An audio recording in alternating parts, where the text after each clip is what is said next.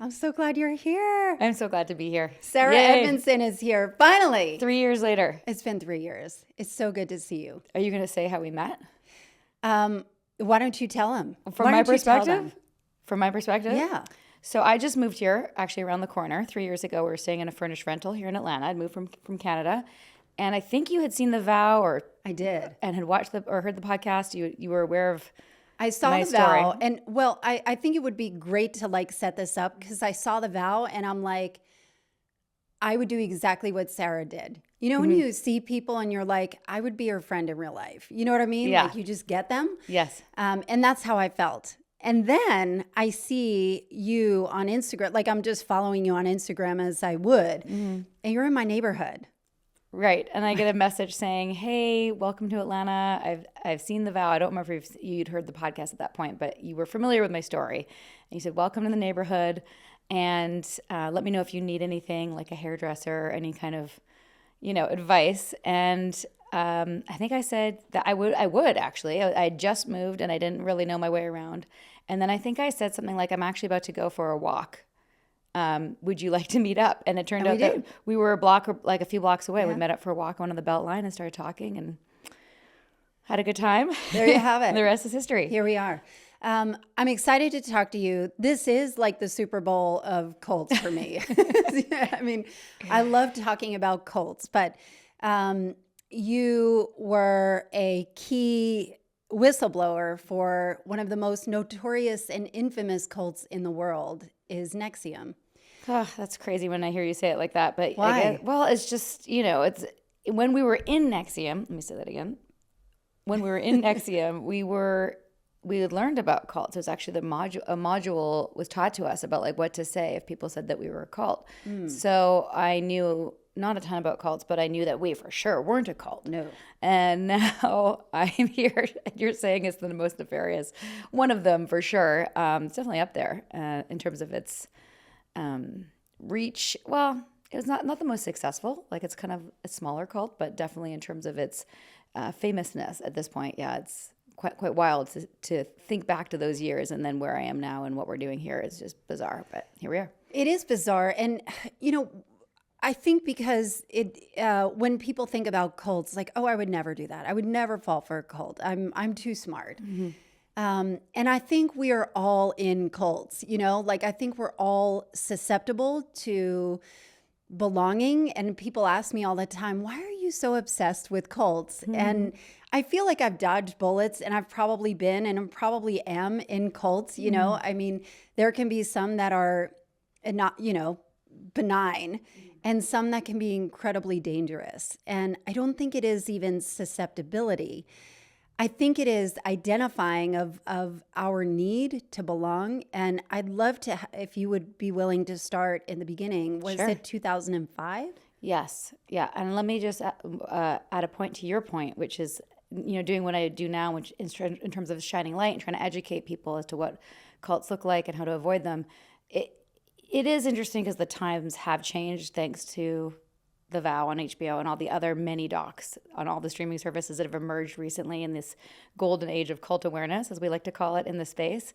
But even still, that is the general sentiment is, yeah, I'm really sorry that happened to you. And I would have, I can see the red flags. Like, yeah, you can see the red flags when you watch the documentary, but you don't necessarily see the red flags when you're going through the experience. So to answer your question, in 2005, I was a, kind of typical struggling actress in terms of being at a stage in my life. I was 26, about to turn 27, so not like really an adult quite yet. Technically, I was a working actor, but not feeling particularly fulfilled or that I had, found my true calling and that I had this niggling feeling that there was more. So that was sort of like the career aspect. And even in the 8 years of healing since I left NXIVM, I've peeled back more and more layers as to like what made me susceptible. Even, today I'm preparing an episode for my podcast tomorrow about fawning. We all know about fight or flight, but there's also flee and fawn. So what is fawn? What's the definition of fawning? Is, and I'm going to butcher this because it's not my forte. Highly recommend having Ingrid on your podcast. She's awesome. What's her last name? blanking on it right now, but I will text you. All right. Yeah, she's great. And her book Fawning is amazing, and it basically is the natural instinct, for safety, just with fight or flight, to protect yourself. Fawn is to get along with, to people please, to accommodate. There's different. It looks differently for different people, but to appease. So I didn't really realize how bad that was for me.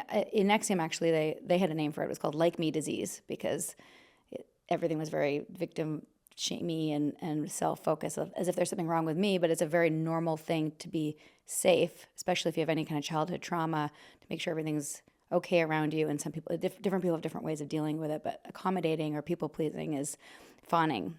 Again, this is not my field. I'm just learning about it. But the point is that in prepping for this episode tomorrow, I'm like, wow, I'm learning even more about what was going on for me, especially as I encountered this group. And there were things that were definitely red flags, but I didn't have the tools to even, A, understand what I was looking at, but B, when things were uncomfortable, it was easier for me to go along with certain things, partly because I also had no capacity to project the kind of ill intent or nefarious intentions of the leader.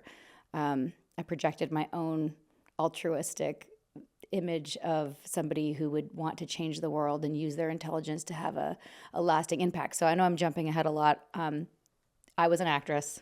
And also a seeker. A seeker, 100%. Yeah. So that's another thing. And in our next book, we call this situational vulnerability. So it's not a flaw. It's not like you're a weak, stupid person for getting involved in a cult. You have certain traits. And one of my traits is that I'm a seeker. I'm very open. I believe in the possibilities of the universe. I'm spiritual-ish, also a little bit skeptical. My parents were therapists. But the situational vulnerability part is also that I was at a crossroads with my career. I wanted more. I was at a crossroads with my relationship. I thought maybe we were going to get married, but it wasn't quite the relationship for me. I need to, fix those things. And then normal human, tribal, genetic things. I wanted more community. I wanted more belonging. I wanted to feel like I fit in somewhere. I wanted to find my people. So there was a lot of things going on for me that made me quite ripe for the picking. You went on a cruise, right? Yes. Is this how this came about? Yeah, I was at a film festival with my boyfriend at the time, who is and still is a filmmaker. And he made a film that got into a festival where the director of What the Bleep was one of the guest of honors. I love that movie. Yeah, I mean, that I'm movie. like the only person that knew it, Really? Yeah. Oh, it was really big in Vancouver. I mean, Vancouver's West Coast is very like spiritual, new age. Everyone was watching that movie. So when I had the opportunity to meet the director, I was all in. And he's the one who told me about NXIVM, or at the time, the course that I took was Executive Success Programs. And I really jumped in without Googling. I wanted to work with him. I wanted to work with like-minded, this is how he pitched it, because he didn't know either, humanitarians who were going to change the world. And it sounded like my purpose. I would have totally done that yeah. too. Had I met you then, I would have You would have 100%. recruited me? Oh, yeah, I would have roped you right in alongside with me. Well, I think that was what was interesting, is that when you're thinking about a group that is focused on being a better human, about making a difference, they talk now, 2025, this is 2005, 20 years ago. They talk about purpose anxiety. What is my purpose? Where should I be? How can I be of service? How can I make this one life that we have purposeful? And what does that even mean? And so finding something that has some kind of structure to help you kind of climb that ladder of success, of enlightenment, of all of those things. And, when you think about cults, you think of robes, you think about, what do you think about? Shaved heads. Yeah. Kool-Aid. Yeah, just killing yourself in a group thing or end time. So what were the red flags back then? Yeah, and I love that you brought up the measurable levels of success, because I think that's another area that made me susceptible, is that being an actor, you don't have a roadmap to success. There's no do this, then this, and this, and then you're famous. And do this and this and this, and then you'll be a working actor. It's so arbitrary. And so what I was presented with when I joined ESP or NXIVM was that this would be a measurable path to my growth and my success and my happiness. And it was like the martial arts system of ranks. So if you those dorky sashes, which by the way, like my kids are in jujitsu, and taekwondo, and they have colors in this. You're getting triggered. I'm like, I mean, I can see the merit to it, and I think it's great that they do it, but I also see how a system like that can also be abused, because you're going into in that case, a dojo, and you're asking a coach or a facilitator to train you. There's instantly a power imbalance. There's instantly a power differential. Someone's training you. In other words, they call the shots. If somebody has any bad intent to abuse or exploit, in that setting, they are immediately the one who's deferred to, which is just inherently a problem. So you have to be so careful. Just a little sidebar to all the parents out there. It's like all of these places where you're handing over your power to an authority is, something you really have to be really careful and see the red flags. So to answer your question, the sashes were a huge red flag. I mean, there were so many things right on day one of my very first training that were incredibly triggering and alarming to me. But the leadership were trained to handle this, and they did something that was very smart. And if you've seen The Vow, you'll know Nancy Salzman is this over-the-top personality, the head of the school, and she's on a video because she doesn't go to all the training. She's on a video so that this can be duplicated, and she's saying, we're here to grow, and you're here for your success, right? And do you understand that all successful people are aware of their limitations? And of course, everyone goes, yeah, okay, we're all, if we're successful, all successful people are aware of, this is, by the way, like high-level neurolinguistic programming right from the beginning, where she's getting people to agree that A, we want to be successful, B, successful people are aware of their limitations. So you're already saying I have limitations. And your limitations, when they come up, feel uncomfortable. And you can feel that in your body. And what she's saying is, when you feel the urge to leave or to bolt, that's a sign that you've hit up against an area to grow. Wow. So not even acknowledging that your body feelings have any merit, but like they are wrong and bad.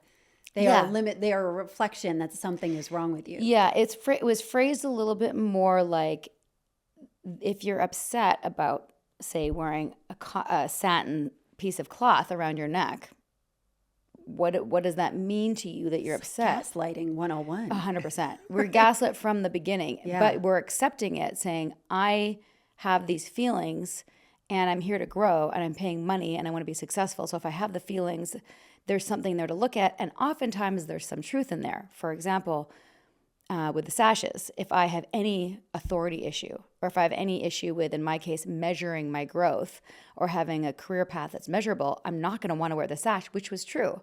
I was like, I don't want to wear white. I don't want to wear this color.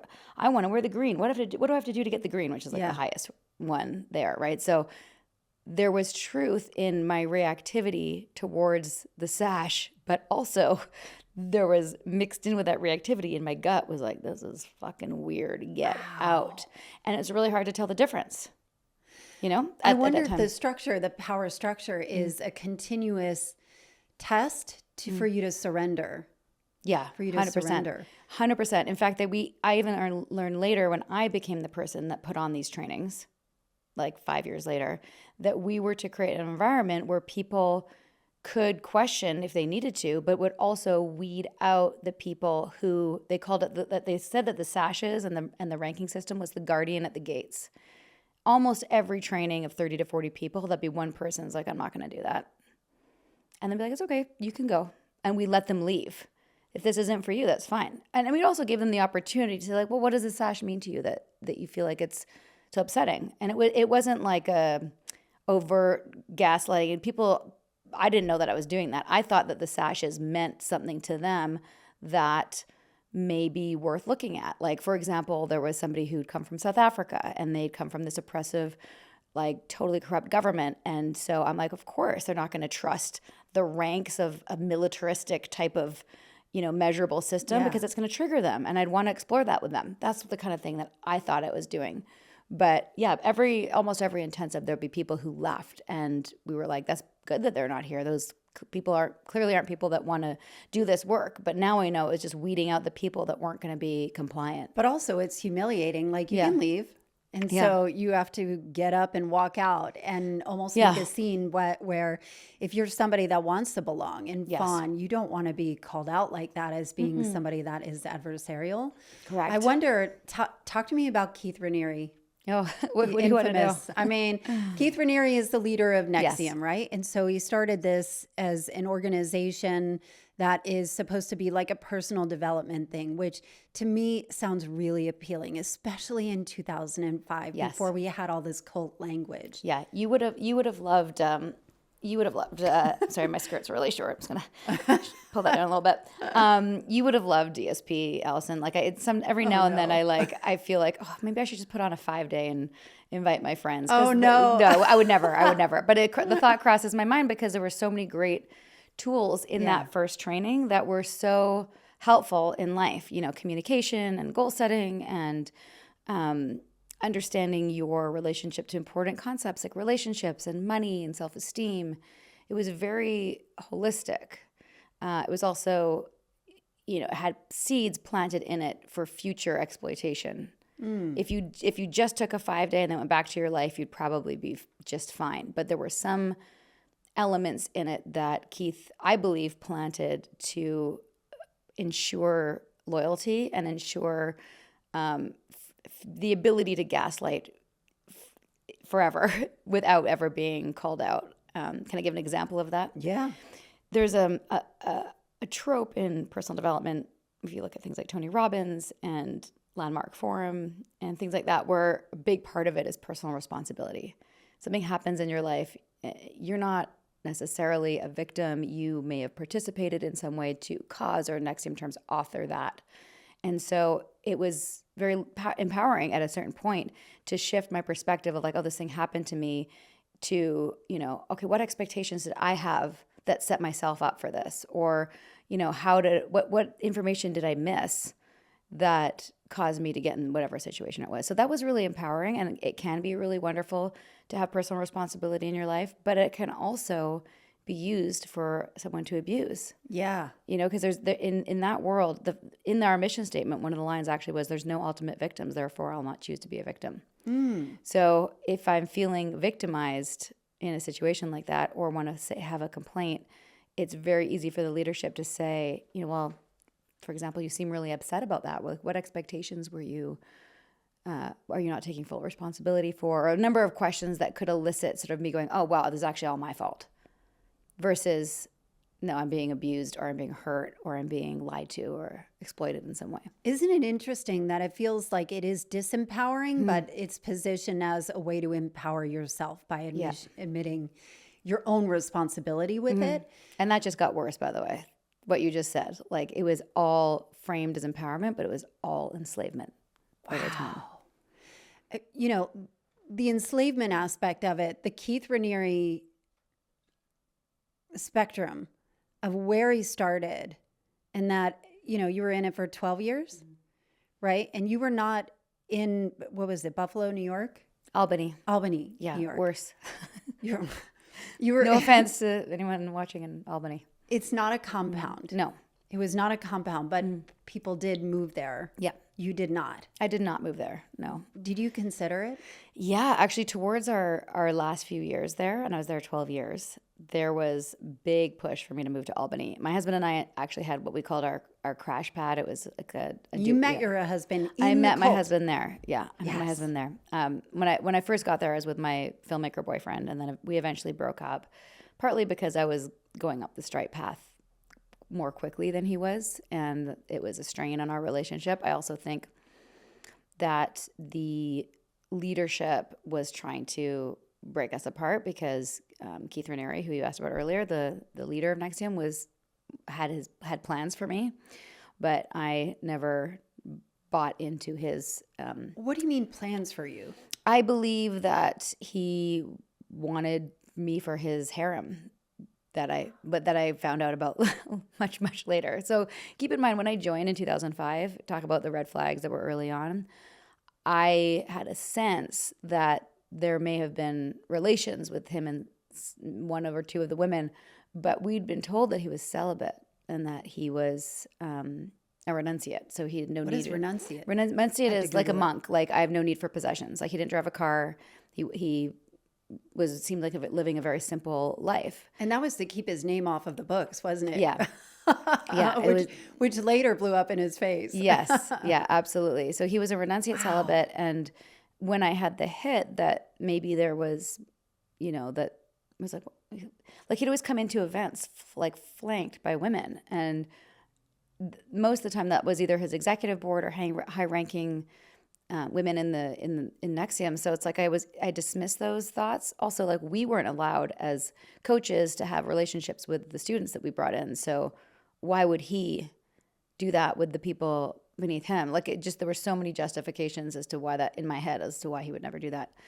But yeah, how he would do it, and I found out later from other women that did accept his invitations, is that he was never straight up like, hey, would you like to engage in sexual relations or anything like that, or go on a date. It was, he would have one of his flying monkeys, so one of the women around him, like, flying monkeys? Yeah, so this is a term from The Wizard of Oz, but Okay. it's basically any narcissist will have people to do the bidding. So Epstein and Ghislaine Maxwell, Right. There's so Yeah. much overlap. so much between overlap. Yeah, Jeffrey Epstein, Ghislaine Maxwell. yeah. And she was more than a flying monkey. I mean, she's a co-conspirator and, like, did awful things. And same with Keith. He had women around him. Like, he never called me directly and said, hey, like, would you like to do this or this? The women around him would say, hey, Keith's starting a new project. He thought you might be interested. Would you like to come to Albany and learn about it? So even for me as somebody in Vancouver, as an aspiring actress, to get on a plane and have a meeting with him was a big ask. So, like, there's a lot of things that I was invited to do that I just didn't do. And I found out later that would have been the first step to getting closer to him. And then women have since shared with me that it would have been things like the women would have been asked if they wanted to, evolve their trust issues or something. And that would look like a spiritual guidance thing from him, and then so on and so forth. So why were we talking about that? We were talking. Well, you I'm asked me wondering. about- Well, now I'm wondering Yeah. about. Did you feel that you could be seduced at any point of his power of, like, you're indoctrinated into this society, this community, this belief system. Was there any point, like, I understand that there are red flags, but I also understand you're trying to live a life and move up this career path. Like, what's going on in your head? And did you feel yourself being pulled in a way that you're like, I need to get myself together here? Like, what was that like? Well, there was many different stages in my 12 years there. Actually, one of the reasons why, let's plug this up here, why I wrote Scarred, You can point to that camera right there. is because I wanted to lay out the map for how it happened. And, like, after I got out of NXIVM, I was like, how did I miss the red flags? How did I? Nobody decides to join a cult. Nobody decides to join a cult. They join something good. And I really wanted to show what was good about it at first and how wonderful it was. And truthfully, Allison, there were many wonderful years at the beginning. And my first interactions, like, obviously we're sharing the bad things and the red flags, but amidst all of that weirdness was incredible friendship and community and really, I don't want to say good times because it doesn't even wrap it up, but traveling, events, putting on trainings for other people where I got to help people work through huge, life-changing, we call them integrations, which is basically like therapy. People would go through therapy with us and evolve their shit in a very quick, efficient way. And I got a lot of gratification out of that. It's very valuable for me. I love to help people. It's part of the fawning thing, by the way, which I'm learning about, to be a fixer, a caretaker, a mother. People always called me a mother hen. Like, it was a really natural role for me, and I loved it. And all of that goodness masked the continuing weird things. There was always weird things my whole 12 years. And every time Nippy and I interview someone on our podcast. Nippy's your Sorry, husband. Nippy's my husband that I met there. Anthony, we call him Nippy. It's a long story. You can read about it in the book. We always ask people, what was I just talking about? Sorry, what was good about it? What was the... Yeah, I think just there were so many good things that were going on as well as red flags. And every person that we've talked to in our podcast says that to some degree, something like it was so good, until it wasn't, or the things that were a bit off weren't bad enough. Like it was weird, but not quite weird enough, because the good has to outweigh it until it doesn't. And there's just a balance. And I can get to later. We'll make sure we'll circle back to, that tipping point for me. But yeah, I spent 12 years there. And your question earlier was, could I ever been seduced, do you think? Yeah. I don't know. I always had this feeling that kept me at arm's length from Keith. If anything, I was more hooked into Nancy Salzman, who was his sort of like lieutenant, his second in command or first in command, and her daughter, Lauren. So those are people that I probably put on a pedestal more and would have pretty much done whatever they had asked. But with Keith, I thought that feeling was more about that I wasn't like smart enough for him, or that that's how you felt? Yeah. Or that it was my own issue about not being like ready to be vulnerable enough with him. Did you feel like he was as smart as he claimed he was? Yeah, I did. I really did think. I mean, I didn't think he was attractive, but I did have immense respect for the curriculum that I thought he created. I didn't know I have brain crushes on people. Yeah, it was definitely a brain crush. I had a lot of respect for him. I looked up for him. By the time I met him, he'd already been definitely put on a pedestal. But I didn't think he was attractive.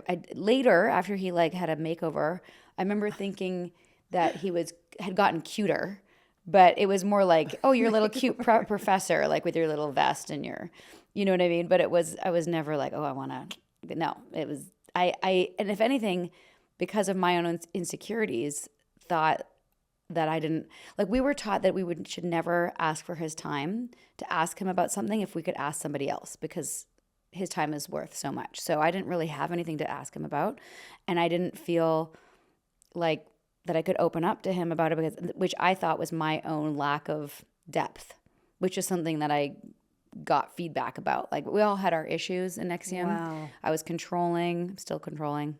Just how I am now. I've accepted. I like to control things. It's actually part of fawning also, make things okay. Oh. Yep. You're going to love this book. It's really, really good. I think everyone should read this book. It's not all women fawn, but anyway, plug for Ingrid. And the other issue was that I was too surface. I was too materialistic. And my attachment to materialism was preventing me from having a depthy connection to myself and to others. It feels so heady. Like you guys are constantly analyzing each other and yourselves. So What was fun? What was like really light and exciting? You're so right. There was so much headiness and so much overanalyzing, and everyone was like talking about their issues, and like people were issue-fied, like so-and-so's suffering and so-and-so's, got their anger issues, and so-and-so's being so prideful. Like pride was a big issue. Like, pathology sounds like a big issue too. Yes. Like pathologizing people. Yeah. Yeah, 100%. And in some ways, parts of that were kind of fun to be able to like be seen and kind of like poke fun at each other in a way that was like, brought these things up to a surface. And in many ways, it was a type of relationship that I preferred, because I found relating to people out in the real world was sort of like small talk. Well, let's talk about us versus them. Yeah. Which us versus them has always been cult language, right? Yeah. Did that show up early on? Yes, right away. And let me remind me to come back to what was fun, I'll try. But I will. It's like I know bookmark. I'll try. Us versus them right from the beginning. There's a lot of personal development out there. At the time there was Tony Robbins was big, Landmark was big, and we thought that we had the best way to evolve, and that we had the only way to really get to the root cause of issues, and that everybody else was just putting Band-Aids on things. And when I looked out in the world and saw people, living their lives or doing other programs, I just could have felt bad for them. I thought that we were the best. And we really did have an air of superiority, which all cults do. We are the best. Everybody else is subpar.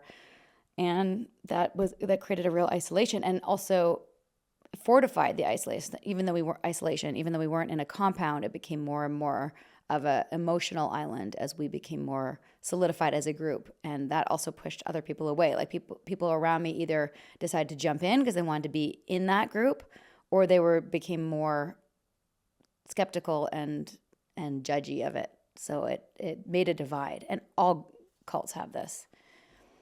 And to answer your question about the fun, Yeah.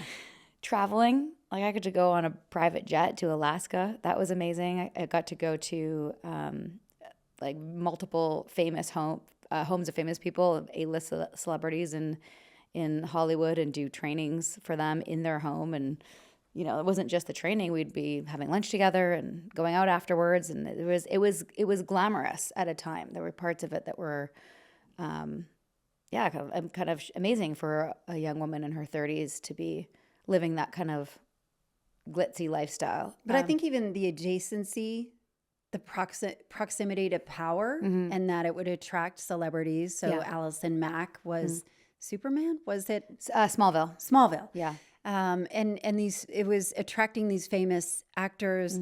The Dalai Lama, that was the craziest story ever. Was it the Dalai Lama? Yes, the Dalai Lama. So this is still yet to be, we don't know for sure exactly what happened, but it seemed like he was invited through the Bronfmans, who were an heiress family that were The ginger ale. Seagrams. Yeah. So they were big supporters and had given already millions of dollars to Keith and to NXIVM for legal fees, and he like gambled a bunch of that money as well.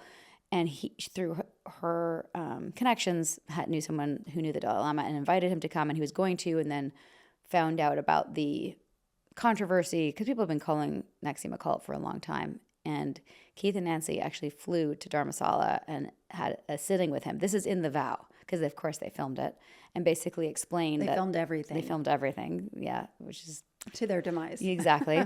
And eventually convinced him to come back. We have heard that that convincing also included a $1 million donation to his, whatever he does, his fund.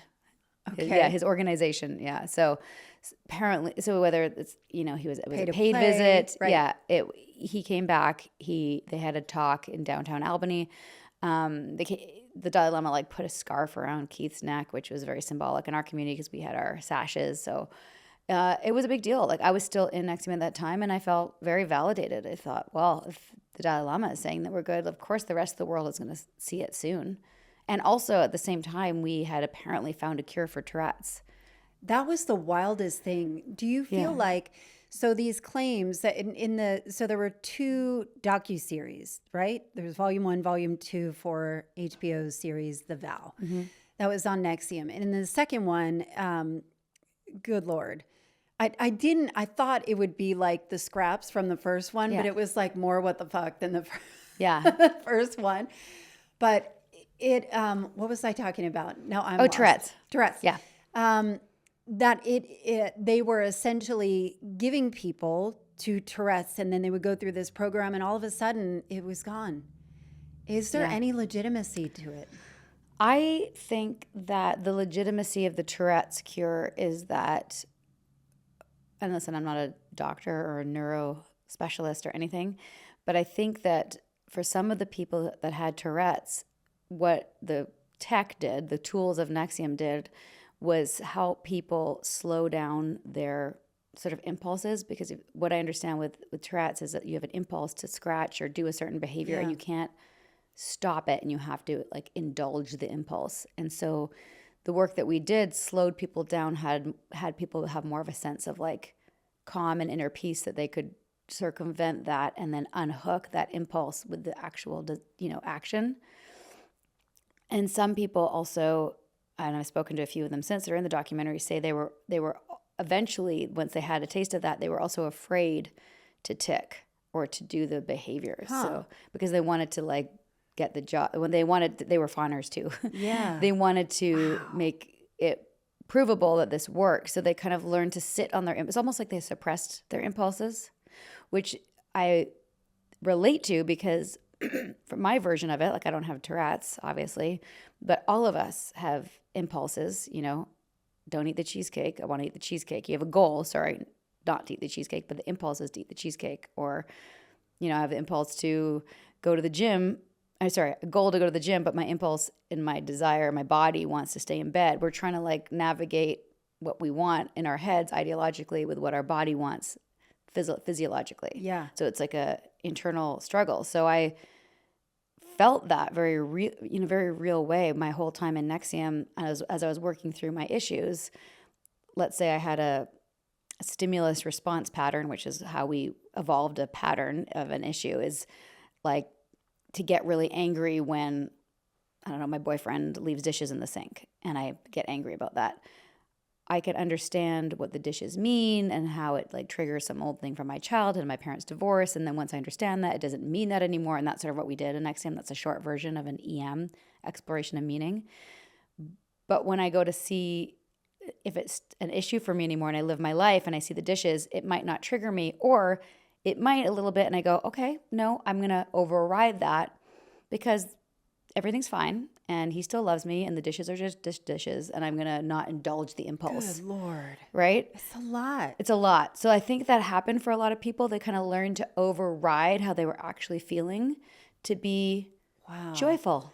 Do you feel like there was a collective disassociation that is required? Yeah, 100%. You know, that's the toxic positivity. Everything's fine. Right. And a lot of cults have this, especially religion. We're good. We're so happy. But wasn't that kind of the de rigueur anyway at that time in 2005, that it wasn't called toxic positivity? No. It was you need to think positive, and that and it was just part of in the zeitgeist. Yes, setting is part of it. Was like the whole The Secret and even What the Bleep. It's part of that whole world of like setting intentions and visualizing. It's spiritual bypassing is really what it is. It's overriding the work that needs to be done and skipping right to everything's fine.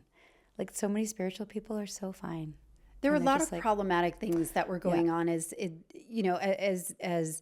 time went on. One of them was that the women were deeply, deeply obsessed with being thin. Yes. And eating and food.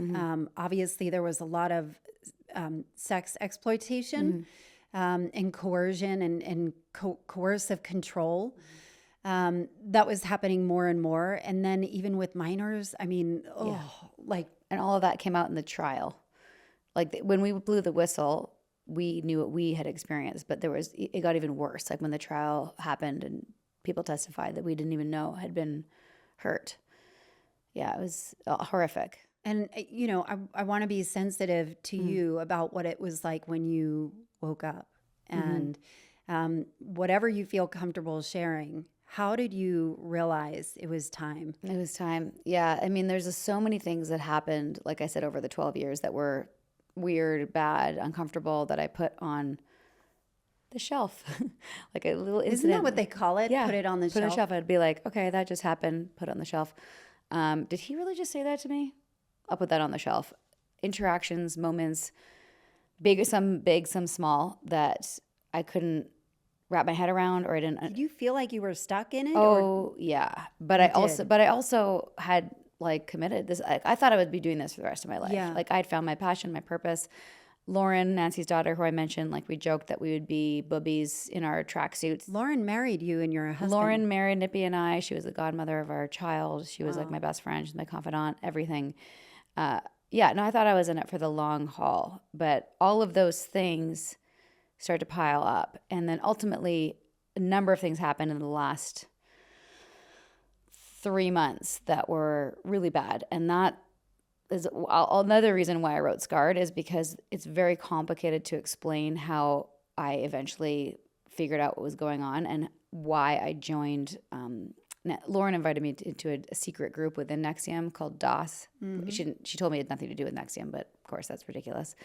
Not knowing what we know now. Do you remember what DOS stood for? It's like Dominus Obsequium Sororium or something like that. We weren't told what it meant at the time, but it just sounded fancy. DOS, which now we know means like master over the slaves or something like that. It's and every name that Keith had for every single one of his programs has a like double meaning, or like even NXIVM comes from the root word nexum, which is indentured servitude. Holy fuck. So he was also a computer nerd. So DOS, there's just little inside even jokes. Tech, calling the curriculum tech, technology, as if it's a technology, which is absolutely wasn't not. it like the science of joy? Is that what it was? Science of joy, yeah. Which sounds so appealing. It sounds so appealing, yeah. And when Lauren invited me to DOS, it was pitched as a boot camp for women, like a next level for my growth with her, and that she'd be my mentor, which is really the main reason I did it, because even though we were close, it was very difficult to get her time. And what she was saying is, I'm going to coach you. I'm going to mentor you. All you need to do is take a lifetime vow of obedience, which actually that to me wasn't such a big deal because I'd already done that in my mind. I was already What did that look like, a lifetime of obedience in your mind? That's one thing that was part of this program, is that like, if you were committing to it, you're basically committing to like a heightened version of what we did in NXIVM. Like, someone else is going to train me and I can't question it. Essentially, like, I'm saying yes, and I've got to say yes to everything. And I even said at the beginning, what if you asked me to rob a bank? And she said, of course I'm not going to do that. There's going to be things that are good for you and your growth. So I trusted that, which, naively, that would be, if it was what it was supposed to have been, same with NXIVM, it would have been great. Like, if I say, hey, I'm going to mentor you, and you're asking for help from me, and I say, okay, Allison, for your goals, just do this, this, and this, and you have to do it. and I have your best intentions in mind, or your best interests in mind, and I have good intentions. That could be great, because you're going to have accountability, and you're going to, do the things you say you're going to do. But it wasn't that, obviously. You had to give collateral. To give collateral. Yeah, to give something to her to hold, to make sure that I would never speak of it, so that it was secret. And essentially blackmail. Blackmail, yeah. That's what NXIVM called collateral. It was actually blackmail. But the reason that I really wanted to write it out is that there was many, many, many steps along the way. It wasn't just like, okay, cool, I'm going to do this thing. It happened in stages, and every stage was easily explained as like sort of normal within the constructs of the indoctrination of the 12 years. But even still, like, if I had just met you and, the way that we met and we became friends, and then I was like, hey, Allison, I want to invite you to like a secret group, and it's just like for badass bitches. I'd be into it. Yeah, right? Like, it's all based on trust, though. Yeah, it's based on trust. Like, we have that trust. If you met someone just random on the street, you'd be like, you're weird and get away from me. Yeah. Lauren was probably the person I trusted the most. So every step along the way, when I was like, ooh, this is weird. You want a photo of me to hold? A nude photo, by the way. So yeah, it's just for me. No one else is going to see it. And we've changed in front of each other before. We're very close. We've gone to yoga together. Like, that in and of itself wasn't weird. But the whole package, very bad, very weird. So again, there's so many things that happened along the way, but it ended up in what was supposed to be a ceremony where I was going to get a tattoo, and an initiation with my sisters. It was a sorority. It was pitched to me as a sorority. I never had a sorority where I grew up in Canada. And you were seeking community from the get-go. Seeking community and growth. And I had kind of stagnated. I was a green sash by then. Remember, I wanted to be a green sash at the beginning. I had reached my goal of green sash. I was still not through all my issues. I was still not happy. And I thought this would be the thing to kind of kickstart it. And ironically, it was, because the night of the tattoo ended up being, let's show our viewers here, a brand. And I didn't know that humans could be branded. I knew that cattle could be branded. I'm not going to go into the details of that night. It's in the book. It's actually how the book starts. So if people want to learn about what that was like, read it. I just don't. I don't want to put my nervous system through that discussion. But 8 years later, it's still hard to talk about. But it wasn't actually that event that woke me up. And for the record, there was no anesthetic. It was on my pelvis. It was around under my bikini line. Tattoos? I have no tattoos. I don't have any tattoos. The most painful thing I've done in my body, other than giving birth, was like laser hair removal. Right. So it was very, very painful. Totally disassociated. Cracked jokes to try to make people laugh during it, because it was just like so weird and horrible. And it was actually weeks later when Mark Vicente, the guy from What the Bleep, who had brought me in, was leaving NXIVM and told me, and after I signed his NDA, that he was leaving because he'd heard, a number of different things, but one of the things that was concerning to him is that he'd heard about a secret women's group, and that involved sex with Keith. And he didn't know you were in it. He didn't know I was in it. I lived in Vancouver. Wow. Yeah. And I was trying to give him hints. Some of these phone calls are in the vow where I'm like, if somebody was in it, they wouldn't be able to tell the person that they, right. I was trying to. But he had found out about the sex, and I knew about the branding. And finally, we shared the information we knew, and we knew that we had to get out. But the main, when you say like what caused me to wake up, the main sort of like aha was figuring out that the symbol on my body was not a symbol for the elements, which is what I'd been told, but it was actually his initials in a cryptic monogram. Oh. Yeah, so I had Keith's initials on my body, and that was a major mindfuck, as you can imagine. And that, in combination with figuring out that like Keith was having sex with people and not celibate, I just flipped my world upside You down. found this all out at the same time. In a very short period of time. Wow. Yeah. Mark and I spoke, figured out that the symbol was not what I was told it was.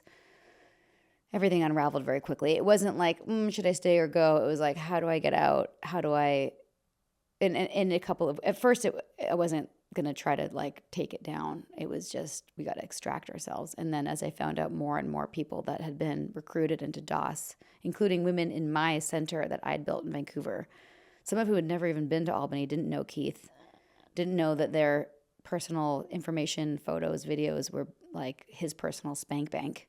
Oh, no. I know. So it was like, I was really mad, Sick as you can fuck. imagine. I was such a sick fuck. So I went, after that, it was kind of guns a-blazing,